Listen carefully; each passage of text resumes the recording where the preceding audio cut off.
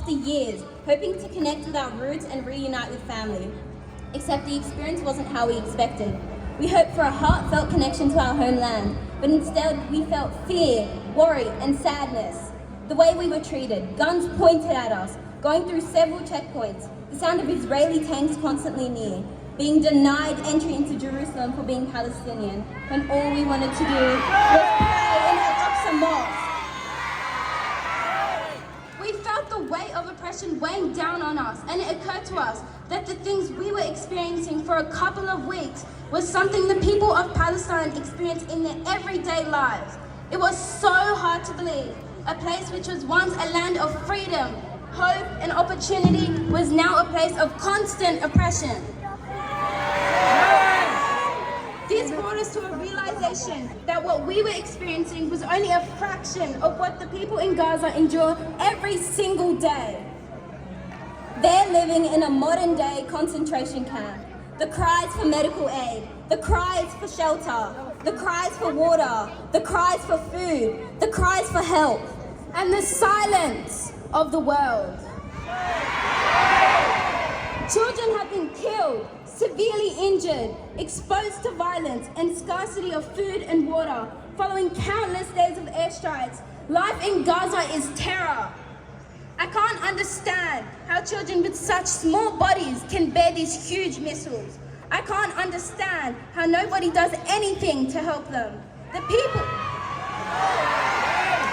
of Gaza deserve to live. Every day, the children of Gaza pray to see the light of another day.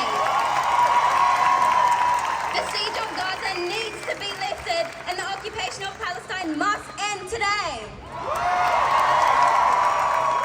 Children and teenagers are now living there through their fourth war. They have lived their entire lives under Israeli blockade, with restrictions on movement, patrolling of naval tanks, military aircrafts, and surveillance drones. The Israeli Defense Minister describes them as beastly people. Behind all the propaganda are people with real dreams and real hopes. Children who want to go to school and play with their friends. Parents who want to be able to provide for their families. Grandparents who want to watch their families grow. Our sympathy should not end with words, but with actions. We can support humanitarian organizations, use social media platforms so the world knows the truth, donate and protest. The people of Gaza are not alone. Their stories are our stories. Their dreams are our dreams. Their hopes and dreams should inspire us to work towards a world where every child, teenager and adult can live in peace and dignity.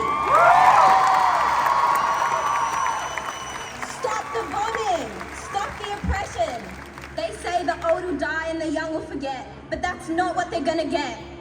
Today, we are here to stand for a free Palestine. So let us raise our voices in unity and make the message clear. The time for change is now. From the river to the sea, Palestine! Free, free Palestine! Free, free Palestine!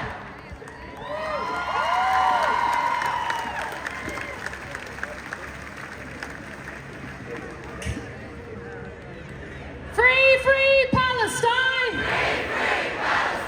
Okay, everyone, can we please introduce our next speaker?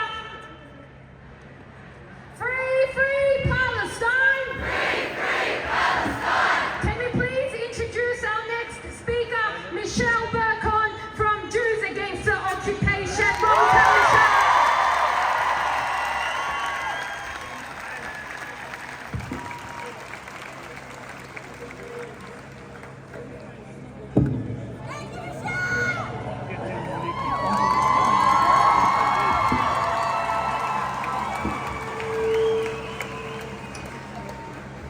I speak on behalf of two Jewish groups who have spent long years campaigning for Palestine.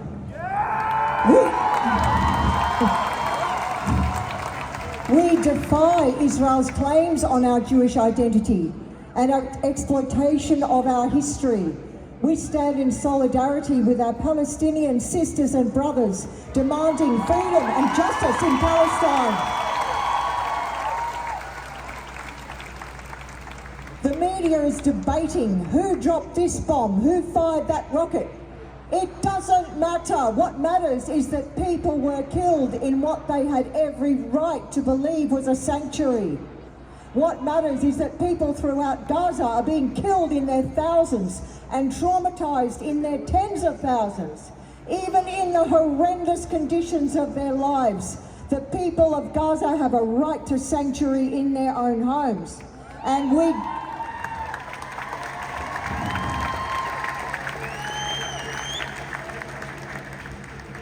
do know whose name is on the high-tech weaponry raining from the skies and on the soon-to-be unleashed on the ground.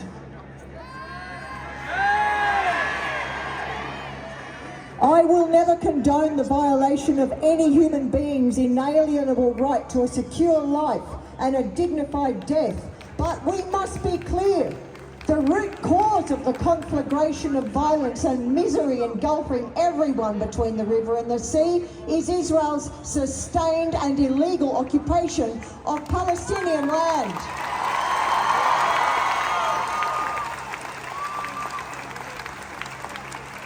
From the savagery in Kfar Aza to the carnage in Gaza, the demonisation of decades of Palestinian non-violent resistance has borne its deadly fruit. We all know that the creator of the pressure cooker of deprivation and hopelessness that is Gaza is in Israel's inhuman and illegal 16-year siege. We know that the fermenter of rage in the West Bank is Israel's military occupation, its settlements, checkpoints, illegal wall, detention without trial, torture, imprisonment of children, house demolitions, water apartheid, uprooting of olive trees, and everyday harassment.